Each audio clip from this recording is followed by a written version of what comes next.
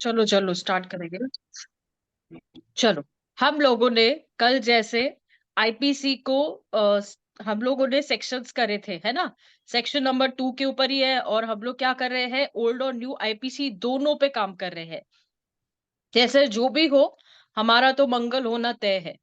ठीक है ना। चलिए स्टार्ट करते हैं। जिसपे मैंने आप लोगों को आईपीसी का हिस्टोरिकल बैकग्राउंड वगैरह ये मैं सब ऑलरेडी आप लोगों को बता चुकी हूँ। ये बैकग्राउंड भी मैंने आपके साथ में डिस्कस करा है।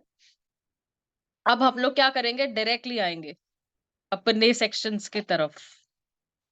ये नोट्स आई थिंक आप सभी को है, मैंने नोट्स ये प्रोवाइड करे हुए हैं, है ना।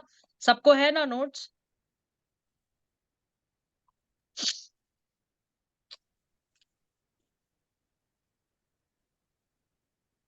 चलो चलो चलो, waiting for the right to implement.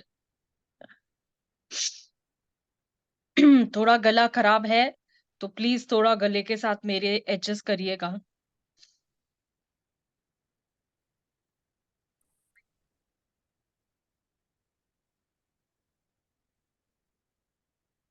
उस बार कहाँ है हम लोग। मैम ये ऑफेंस पे 24 पे। 24। चलिए आ जाते हैं हम लोग 24 पे। कल हमने मूवेबल खत्म किया था। फिर हम लोग ने, मैंने आपको रजिस्ट्रेशन एक्ट बताया था, नंबर मैंने बताया था, ओथ मैंने बताया था। अब ऑफेंस पे आते हैं।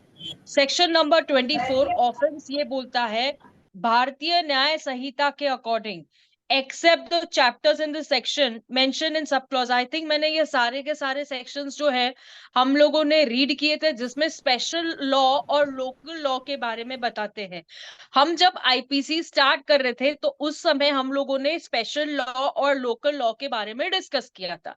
आप में से सभी को याद है क्या स्पेशल और लोकल लॉ क्या होता है। punishable under the imprisonment for a term 6 months more, whether with or without fine। तो अब मैं आपको बता दूं कि विथ और विदाउट फाइन की हमने बात तो करी थी, क्योंकि वो कौन से ऑफेंसेस होते हैं, पेटी ऑफेंसेस, जिसके बारे में हम ऑलरेडी पढ़ के आए थे। ठीक है। स्पेशल लॉ और लोकल लॉ, पहले आप मुझे बताओ कि स्पेशल लॉ के अंदर कौन सा क्राइटेरिया है, लोकल के अंदर कौन सा है। मैंने आप लोगों को टेबल बना के भी बताया था। विक्की बताओ। मैम लोकल में हर एक स्टेट का लोकल लॉ आ जाएगा। और स्पेशल में मिलनी आईपीसी सीआरपी एविडेंस ये सब आ जाएगा। करेक्ट। चलिए वेरी गुड, अब आगे बढ़ते हैं सेक्शन नंबर 25 की तरफ। अब ये सारे सेक्शंस आप लोगों ने जो नोट डाउन किए लेंगे, ये भारतीय न्याय संहिता 2023 को लेकर ये ऑफेंस है। ठीक है। वैसे जो आईपीसी के अंदर ऑफेंस था वो ये नहीं था। ठीक है। चलो, सेक्शन नंबर 25 बोलता है ओमिशन। अब हम लोग अगर ओमिशन पढ़ने जाते हैं तो सर्विल ओमिशंस भी हो सकते हैं और एक ओमिशन भी हो सकता है। ठीक है। भारतीय न्याय संहिता के अकॉर्डिंग और सेक्शन नंबर 33 आईपीसी के अकॉर्डिंग ओमिशन का मतलब क्या होता है। द वर्ड ओमिशन, जहां पर वन ओमिशन होता है या सर्वल ओमिशन होते हैं। ठीक है। चलो नेक्स्ट। अब सेक्शन नंबर 26 क्या बोलता है। सेक्शन नंबर 26 बोलता है पर्सन। पर्सन बोले तो कौन। यहां पर हम लोगों ने सेक्शन नंबर 11 में पढ़ा था, एक्सक्यूज मी,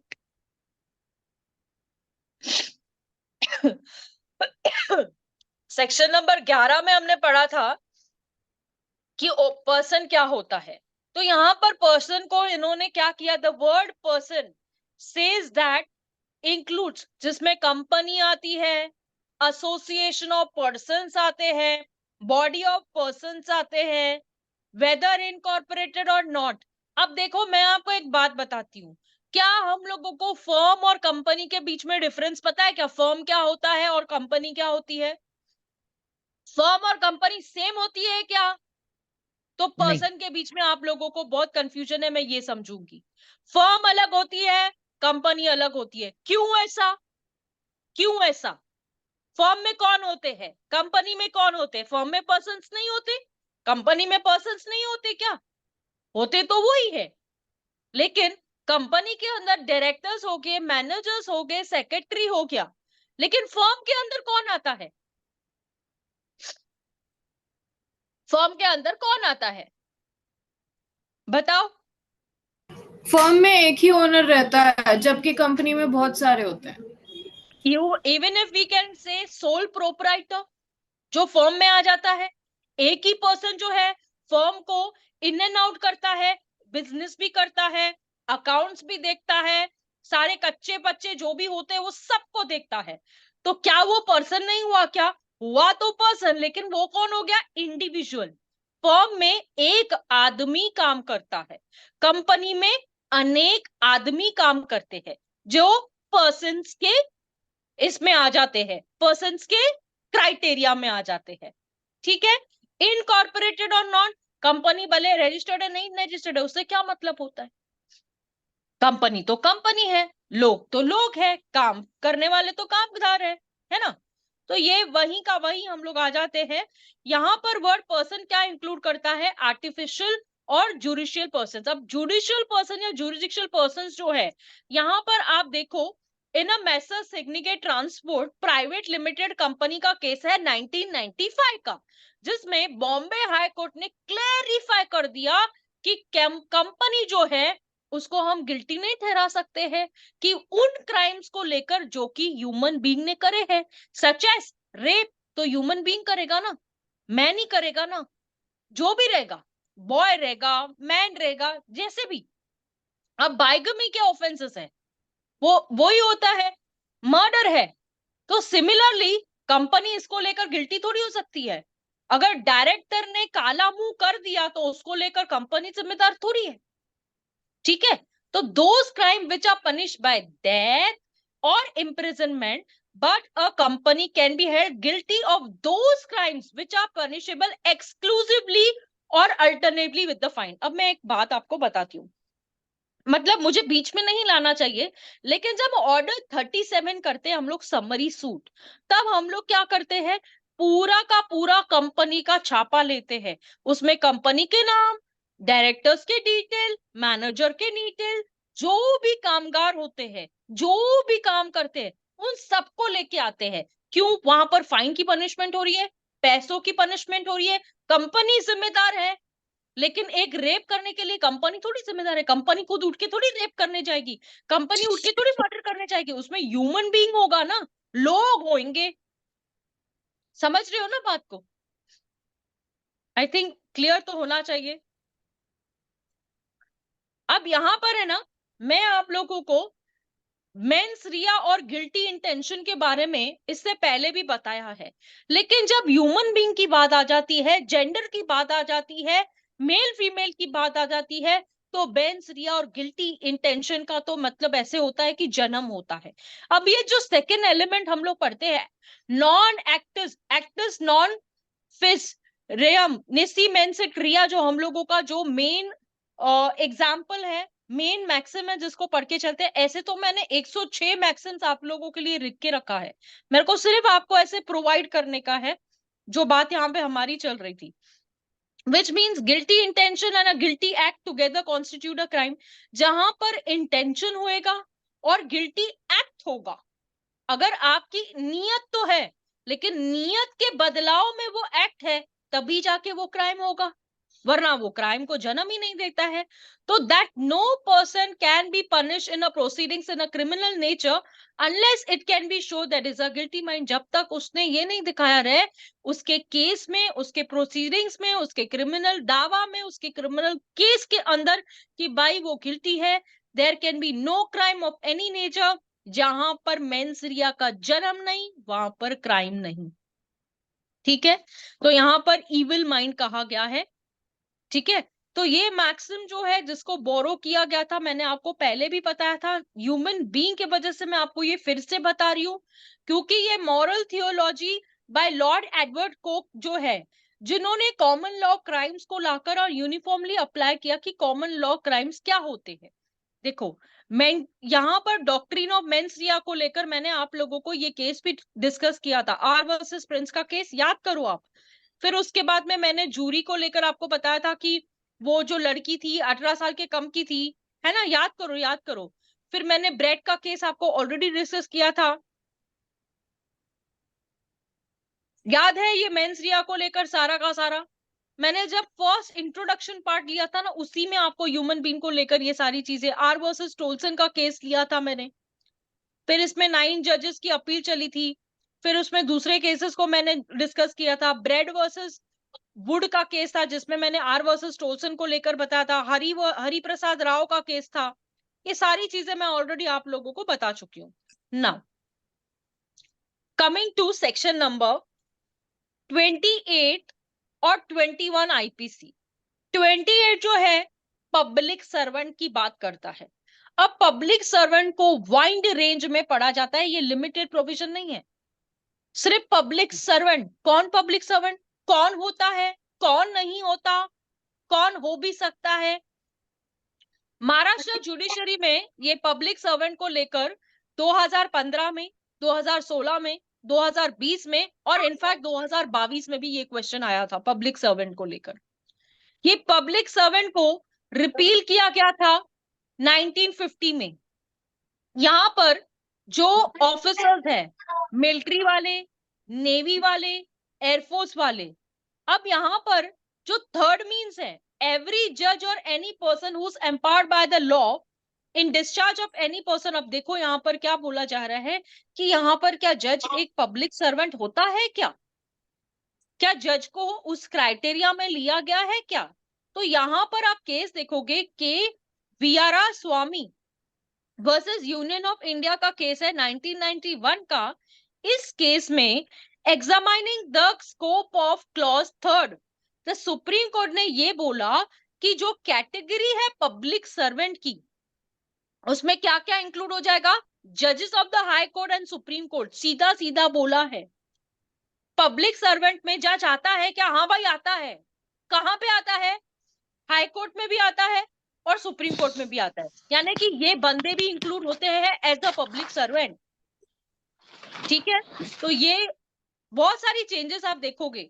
अब फोर्थ, ये आईपीसी का लेकर मैंने क्यों लिया है, क्योंकि जो हमारा भारतीय न्याय संहिता है वो भी यही बोल रहा है, there is no particular change in the public servant. अब फोर्थ ये मैम कि मैम कोर्ट, हाँ हाँ मैम, ये पब्लिक सर्वेंट का जो वो है, ये कुछ ज्यादा बड़ा है। इसको कोई शॉर्टकट में तरीका है याद करने का? मैं बताऊंगी आपको की पॉइंट्स में, डोंट वरी, बताऊंगी, डोंट वरी। समझने का प्रोसेस करो ना, पहले क्या बोल रहा है समझने की बात करते हैं। चलो, इस सेक्शन को रिपील कर दिया गया 1950 में। फिर हमारी मिलिट्री नेवी की बात की जा रही है। तीसरे जजेस को लेके आ रहा है। वीरा पिक्चर देखी होगी आप लोगों ने, वो केस को लेके आके इन्होंने कहा कि तुम क्या बोल रहे हो, ये भी हमारे नौकर है, हाई कोर्ट और सुप्रीम कोर्ट जो एक पब्लिक सर्वेंट है। ठीक है, चौथी बात करते हैं हम लोग यहाँ पर, any person court of justice, क्योंकि हम सुप्रीम कोर्ट और हाई कोर्ट की बात कर रहे हैं वहां पर। तो यहाँ पर जो ऑर्डर्स होते हैं, कमीशंस होती है, thereby enabling the law and order in the court। यहाँ पर क्या होता है, एक जुडिशियल प्रोसेस होता है जो पब्लिक सर्वेंट के एम्बिट में आता है, क्योंकि ये कौन सा काम करते हैं, जुडिशियल प्रोसेस का ही काम करते हैं। कौन सा काम करते हैं? हाई कोर्ट वाले कौन सा काम करते हैं? सुप्रीम कोर्ट वाले कौन सा काम करते हैं? जुडिशियल प्रोसेस का काम करते हैं ना बेटा। तो आ गए फोर्स में हम लोग। अब उसके बाद में पंचायत राज। अब अगर ये लोगों की नहीं चलती थी तो लोग कहां पे जाते थे? पहले पंचायत में ही जाते थे ना, क्योंकि कोर्ट ऑफ जस्टिस में जाना, अपने आप को गला दबा के आना, इससे अच्छा पंचायत में जाएंगे। उसमें हमारा जो डिसीजन होगा, जो निर्देश आएगा वो जल्दी आएगा। तो लोग ने कहा कि बाबा 5वीं बार तो मैं कोर्ट ही नहीं जाऊंगा, मैं पंचायत चले जाऊंगा। उसके बाद में आप किसके पास जाओगे? भैया पंचायत वाला भी काम नहीं किया, चलो आर्बिट्रेटर वाले के पास चले जाते हैं। किस लिए? इंक्वायरी करनी है, सोल्यूशन निकालना है। ये कौन है? पब्लिक अथॉरिटी है, जो उससे पूछा जाएगा कि भाई कॉम्पिटेंट है। अब वो बैंक वाले इतने होशियार होते हैं ना, अपने यहाँ पे आर्बिट्रेशन का कोर्ट लगा के बैठ जाते हैं। पैसा नहीं भर रहा है ना, अब तुझे दिखाते क्या करेंगे, आर्बिट्रेशन अवार्ड कर लेंगे हमारे खिलाफ। Who's going to be in a... Shiva, please on off your mic, I can hear your voice. ये शिवा का वॉइस है ना? తావాడు మన అడిగాడు అచ్చరగడాలి అన్ని డబ్బులు అన్నాడు కాబట్టి అప్పు यस मैम, शिवा कहीं है। Which language is this? Marathi. Tamil. Marathi नहीं है, मराठी। दूसरी चाहिए। हाँ तमिल ये शिवा साउथ इंडिया का है ना। हाँ।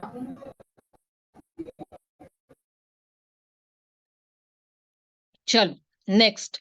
अब यहाँ पे आर्बिट्रेटर आ गया, क्यों पंचायत की नहीं चली तो किसके पास जाए गए, हम लोग आर्बिट्रेटर के पास गए।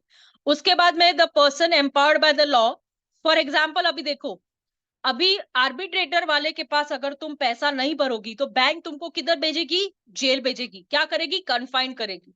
तो every person empowered by the law to keep a place, और ऐसे कन्फाइन करने के लिए, example a jailer who is keeping a prisoner in a custody of, or anyone who's empowered to carry out such power or is a government, he will be under the ambit of this section। अब मैं आपको एक बात बता देती हूँ, पंचायत में गए, ठीक है, नहीं चली, उसके बाद आर्बिट्रेटर में गए, बैंक वालों ने बोला अच्छा और होशियारी दिखा रहे, हम तेरे को जेलर के पास भेजेंगे, जेलर क्या करेगा, कन्फाइन कर देगा। तो यहाँ पे जेलर क्या आ गया, पब्लिक सर्वेंट में आ गया, है ना, एम्बिट ऑफ दिस सेक्शन। उसके बाद में ऑफिसर ऑफ गवर्नमेंट, अब यहां पे क्या हुआ ना, देखो जेल में तो गया, लेकिन किसने भेजा, no it's okay Shiva, no problem. यहां पर क्या हुआ, government who has a power to prevent to bring a wrong doer to the custody. अभी है ना, सबसे बड़ा बाप गवर्नमेंट ही है, वो क्या करता है, जो गलत करता है उसको कस्टडी में डालने की करता है, इन्वेस्टिगेशन कराता है, लोगों की हेल्थ को लेकर, उनके सेफ्टी को लेकर, उन सारी चीजों को प्रोटेक्ट करने के लिए, example police officer, traffic police officer, यानी कि ट्रैफिक मैन, सीबीआई, ये सारे के सारे जो एम्पावर्ड बाय द गवर्नमेंट है, किस लिए लाए गए हैं, कि ये लोग पब्लिक लॉ एंड ऑर्डर को मेंटेन कर सके। तो हमने क्या देखा, पंचायत, आर्बिट्रेशन, जेलर, गवर्नमेंट, क्या हार्ड है भाई। अब 9th देखते हैं, every officer empowered by the government to carry out the contract. अब गवर्नमेंट क्या करती है, ये लोग जो है यहाँ पर आप देख रहे हो, police officer, traffic policeman, CBI, ऊपर से नीचे तक करप्शन चलती है ना। तो कॉन्ट्रैक्ट गवर्नमेंट के नाम से लेंगे, सेल डीड करेंगे, परचेज करेंगे और ऑथेंटिकेट डॉक्यूमेंट्स बनाएंगे, जो कि लॉ को इस एक्ट के अंदर लेके आता है ना। आपको पता है रजिस्ट्रार क्या करता है, ऊपर से नीचे पैसा लेता है और सेल डीड करके दे देता है। हम लोग 9th पे आ गए। अब 10th क्या बोलता है, ये ड्यूटी है, अगर तुमने गवर्नमेंट के टैक्सेस नहीं भरे तो गवर्नमेंट तुमको छोड़ेगी क्या, नहीं छोड़ेगी। यानी कि एनी ऑफिसर जिसकी ड्यूटी है टैक्स इंपोज करना, रिव्यू करना, आप अगर समझो टैक्स नहीं भरते हो तो वहां से आपको फोन आता है, आपके घर का टैक्स नहीं भरा है, अगर आप नहीं भरेंगे तो हम आपको इंटरेस्ट के ऊपर इंटरेस्ट चढ़ाएंगे। तो ये कॉमन पर्पस क्या है, टाउन और विलेज की प्रॉपर्टीज के ऊपर टैक्स लगाना, ठीक है। 11th में क्या बोलता है कि अगर टैक्स लगाते हो तो उसको पब्लिश करो, दुनिया के सामने लेके आओ, मेंटेन करो कि भाई जो भी है ये सारी इलेक्शन की वजह से हो रहा है, ये सारा गेम जो है इलेक्शन को लेकर है, टैक्स नहीं भरोगे इलेक्शन में हम तुम्हें मार देंगे। 11th पे आ गए। 12th पे आते हैं कि एनी सर्विस जो भी गवर्नमेंट रेन्यूमरेटेड फीसेस होती है, देखो आपको अगर गवर्नमेंट में भी नौकरी चाहिए तो पैसा भर के ही नौकरी मिलती है, नहीं तो नहीं मिलती, आपको पता है। या तो फिर अगर आपके पिताजी होंगे या कोई रहेंगे तो आपको सर्विस मिलेगी, नहीं तो आपको सर्विस ही नहीं मिलेगी, और जो भी फीस के रेन्यूमरेशन होते हैं वो आपको पे करने पड़ेंगे। फिर आप इसमें बी पॉइंट देखोगे कि जो लोकल अथॉरिटी है, कॉर्पोरेशन, सेंट्रल, प्रोविंस, स्टेट या गवर्नमेंट, अभी हमने क्या देखा, अब यहाँ पर देखो सेक्शन नंबर 617 कंपनीज एक्ट 1956 की बात कर रहा है, जो कि 2013 से रिपील हो चुकी है, पर आज भी हम 617 की बात करते हैं ना कंपनीज एक्ट की। तो जहां पर म्युनिसिपल कमिश्नर, अब देखो, अब म्युनिसिपल कमिश्नर जो है वो भी एक पब्लिक सर्वेंट है ना। क्यों म्युनिसिपल कमिश्नर से पब्लिक सर्वेंट है, अरे जो भी काम होएगा वो ही देखता है, सारा गेम वो ही बजाता है, क्योंकि ऊपर से नीचे तक उसको पैसा पहुंचाना है। अब एक्सप्लेनेशन नंबर 1, 2, 3 देखते हैं। जो भी पर्सन इस डिस्क्रिप्शन में आता है, यानी कि जो हम लोगों ने देखा, वो पब्लिक सर्वेंट जो कि अपॉइंट करती है गवर्नमेंट या गवर्नमेंट नहीं भी करती है। उसके बाद में आप देखेंगे वर्ड पब्लिक सर्वेंट को लेकर, यहां अगर समझने की बात करें तो एक्चुअल पोजीशन की बात की जाती है, जो कि public servant whether legal detect there man be a right to hold the situation. अब देखो जो वर्ड पब्लिक सर्वेंट है, यहां पर एक्सप्लेनेशन 2 में उसने क्या बताया, actual possession, actual possession, actual possession.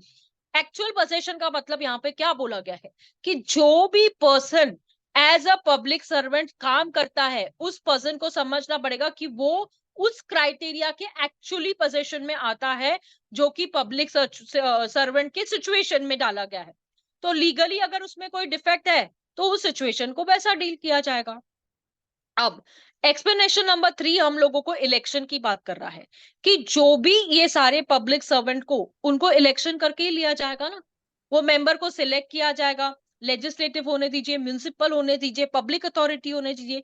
तो ये जो कैरेक्टर्स आप यहाँ पे देख रहे हैं, तो लॉ इन्हें प्रिस्क्राइब करता है कि भाई तुम इलेक्शन कराओ और सारे लोगों को चुन के लेके आओ। तो सुप्रीम कोर्ट ने यहाँ पे क्या कहा, national small industries corporation limited जो एनसीएलटी दिल्ली का केस है, कि government company is not a public servant but the every employee of company is a public servant. अगर हम लोगों ने तो ये ना बेस में पढ़ा था, जो कि हम अगर कॉमर्स स्टूडेंट हो तो 11th-12th में तो ये ऐसे ही पढ़ के आए होगी। चलो, उसके बाद में आपने यहाँ पर पहले नेशनल स्मॉल इंडस्ट्रीज को देखा। अब PV Narasimha Rao, supreme court ने ये ऑब्जर्व किया कि जो पब्लिक सर्वेंट जो सेक्शन 2C में आता था, प्रिवेंशन ऑफ करप्शन एक्ट 1988 में, ये कॉन्सेप्ट जो है इन्होंने सेक्शन नंबर 21 आईपीसी में लाया और अब सेक्शन नंबर 28 भारतीय हम लोग जो पढ़ रहे हैं भारतीय न्याय संहिता में लेके आए। वही बात है, सेम। फिर उसके बाद में G A Monteiro versus state of Ajmer 1957 में ये बोला गया कि whether he is service to pay of the government और whether he is interested with the performance of public duty. यहां पर जो है पहला पॉइंट क्या बोलता है कि अगर वो सर्विस में है तो गवर्नमेंट क्या उसको पे करती है। वेदर ही इज इंटरेस्टेड, वो जो परफॉर्मेंस करता है एज अ पब्लिक ड्यूटी में परफॉर्म करता है। तो यहाँ पर इन्होंने नरेश कुमार मंदान versus state of Madhya Pradesh 2000 के केस लॉ में ये कहा कि जो सेक्शन को यहाँ पर इन्होंने हेल्ड किया कि नॉट टू बी एग्जॉस्टेड, इसको पूरा कन्फाइन नहीं किया। A person is a public servant, जहां पर देखो आप अभी following persons are held to be a public servant, मैं आप लोगों को यहाँ पे दिखाऊंगी कि कौन पब्लिक सर्वेंट में आता है और कौन पब्लिक सर्वेंट के डेफिनेशन में नहीं आता है और उसे पब्लिक सर्वेंट नहीं कहा जाता है। वैसे हमको क्या करना पड़ता है, एक एक पर्सन को देखना पड़ता है, क्या ये पब्लिक सर्वेंट है, क्या ये पब्लिक सर्वेंट नहीं है। तो मैं आपको क्लियरली बताऊंगी कौन पब्लिक सर्वेंट है और कौन पब्लिक सर्वेंट नहीं है। ठीक है, कौन से पर्सन है, मेंबर ऑफ पार्लियामेंट, ठीक है, ये पब्लिक सर्वेंट है, यस और no? Yes sir, public servant है मैम। कौन ma'am? Member of parliament. No no ma'am. Ma'am, वो पब्लिक सर्वेंट नहीं है। अरे भाई, member of parliament public servant नहीं होएगा? है मैम। कैसे नहीं होगा मैम मैम? है, सॉरी, एमएलए नहीं होता कैसे सर। होगा नहीं? मैम, नहीं क्यों? एमएलए भी भाई, होता है। क्यों भाई, एमएलए भी होता है, सही बात है। चीफ मिनिस्टर है, एज मिनिस्टर्स, वो मैम पब्लिक सर्वेंट है। एज एनी, मतलब कि जितने भी कोई राजनेता है जो कि जिसको पब्लिक चुन के आगे भेजती है वो सभी पब्लिक सर्वेंट तो वो है। पब्लिक सर्वेंट ही वो हो गए ना। या और राष्ट्रपति ही क्यों ना हो। करेक्ट करेक्ट करेक्ट, परफेक्ट बात है। यहाँ पर मैं आप लोगों को केस लॉस भी दिख रहे हैं, डोंट वरी, ये सारे नोट्स मैं आपको दे दूंगी विद केस लॉस के साथ में, आपको पता है कि कौन आता है कौन नहीं। जजेस ऑफ द सुपीरियर कोर्ट हमने पहले शुरुआत में पढ़ा कि ये लोग भी जो है ये पब्लिक सर्वेंट है। तू जज हाई कोर्ट का है तो क्या हुआ, तू सुप्रीम कोर्ट का जज है तो क्या हुआ, तू भी एक पब्लिक सर्वेंट है। ठीक है, speaker of legislative assembly, yes. Employee of nationalise bank, ये भी पब्लिक सर्वेंट है। ऑल रेलवे सर्वेंट्स, ये भी पब्लिक सर्वेंट है। Teacher in a government school, यहां पर देखो गवर्नमेंट बोला गया है, हाँ, तो वो भी पब्लिक सर्वेंट है। Chairman of managing committee of a municipality, ये भी है। Employees of life insurance corporation, ये भी है। मेंबर ऑफ ऑक्सिलरी एयरफोर्स, ये भी है। Employee of Bharat heavy electricals India limited, ये भी है। एम्प्लॉयज ऑफ गवर्नमेंट कंपनी, बिल्कुल है। Officers of state electricity board, ये भी है। सरपंच ऑफ ग्राम पंचायत, ये भी एक पब्लिक सर्वेंट है। Secretary health supervisor of municipality, बिल्कुल है। Drug inspector, he is also a public servant. any surveyor while performing a legitimate function, कोई भी रेवेन्यू सिविल कोड का पर्सन जो कि ऐसा कोई काम करता है तो वो भी पब्लिक सर्वेंट होगा। अब गवर्नमेंट प्लीडर्स जो होते हैं, क्या वो तो लोगों के ही नौकर रहते हैं ना, public servant. IAS officer posted as a managing director of a state of financial corporation, ये भी है। अब कौन से बंदे हैं जो पब्लिक सर्वेंट के क्राइटेरिया में नहीं आते हैं? यूनिवर्सिटी एग्जामिनर, यानी कि जो बंदा एग्जामिनेशन हॉल में आता है, जो यूनिवर्सिटी का बंदा होता है, तो he is a private person, तो he is not included in a public servant. Elected officer bearer with a president and a secretary of a register of cooperative society, वो भी नहीं है। chartered accountant who is appointed by the investigators central government under the insurance, वो भी नहीं है। municipal councillor, वो भी नहीं है। laboratory officer in a municipal corporation, वो भी नहीं है। member of IAS who served the place of disposal of cooperative society, बिल्कुल भी नहीं है। The government company is not a public servant, though employees are public servant company, तो ये एक बार मैंने आपको पहले ही बता दिया। Chairman and standing committee, chairman municipality, ये भी नहीं है। लीडर ऑफ ऑपोजिशन, ये भी नहीं है। हॉस्पिटल और the authorisation committee constituted by the government under section 9 clause 4 of transplantation of human organs act 1994, ये ना ये केस लॉ है, इसको पढ़ना। संतोष हॉस्पिटल प्राइवेट लिमिटेड चेन्नई का केस है, बहुत बहुत इंपॉर्टेंट है। और यहां से हमको क्लियर हुआ था कि भाई वो पब्लिक सर्वेंट एक्चुअली क्यों नहीं बोला गया है। Branch manager under the Assam state warehousing corporation, commissioner appointed by the civil court to seize an account book, a panel doctor under the ESI scheme, ये सारे के सारे जो है ये पब्लिक सर्वेंट नहीं है। चलो यहां तक कोई डिफिकल्टी? कौन है कौन नहीं है? आप लोगों के नोट्स ओपन करिए, और मैंने आप लोगों को ये नोट्स बाय हैंड दे रखे हैं कि कौन पब्लिक सर्वेंट में आता है और कौन पब्लिक सर्वेंट में नहीं आता है। क्या आपने कभी भी वो नोट्स ओपन करके पढ़ा है कि भाई कौन सा आता है और कौन सा नहीं आता है? यस मैम, पढ़ा है, आधा याद भी हो गया। अब तुम क्यों ऐसे बोल रही थी कि मुझे याद नहीं आएगा मैम, कि फर्स्ट कैसे याद करना है, सेकंड कैसे याद मैम करना ये है? थोड़ा बड़ा सेक्शन है ना, इसी